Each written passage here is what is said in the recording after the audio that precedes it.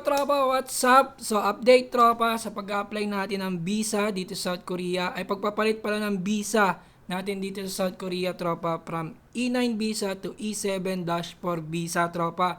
So yung last time tropa, yung last vlog natin, medyo hindi maganda kasi nga kinulang yung points natin tropa. Naka 120 points lang tayo noon. Ang kailangan natin tropa is at least 150 points para makapag-apply tayo ng E7-4 visa dito sa South Korea.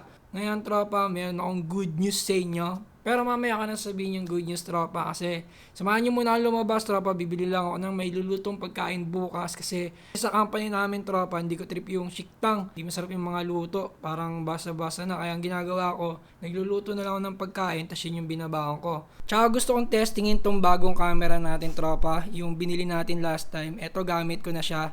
Kinumpleto ko na yung setup tropa. Nilagyan ko na ng mic tsaka bumili na ako ng bagong lens. Gusto ko siyang testing sa labas tropa. Excited na ako kasi tagal ko na nag-vlog. Ngayon lang uli ako nakahawak ng gantong setup. So, testingin natin sa labas tropa. Labas tayo.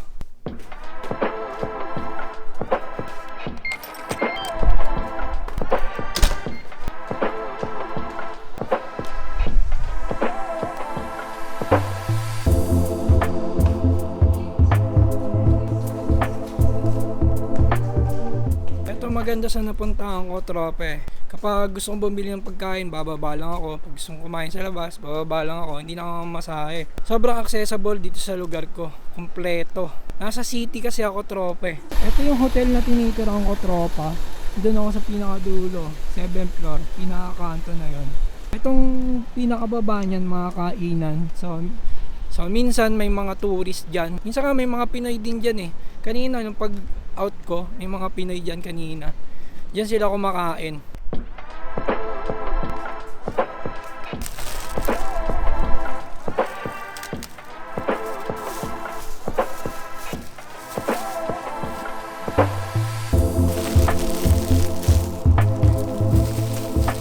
Ito lang binili natin tropa, carrots tsaka toge kasi ginagawa ko, nagigisa lang ako ng gulay. Tapos, gabaw na lang ako minsan ng pritong itlog o kaya marinated kung ano man, kung baboy o manok, chicken breast.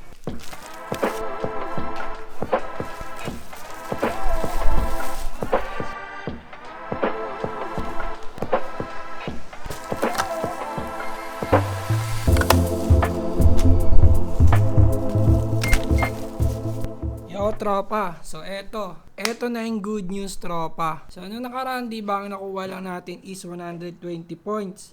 So ngayon, nakumpleto na siya tropa. Naging 150 points na siya. So nadagdagan tayo nung Gwangyokchi, Bangche, Chidanje, Chuchon. Ewan ko kung tama yung pronunciation ko tropa kasi hanggok malmote nga ako eh. Pero ano to tropa, ano siya?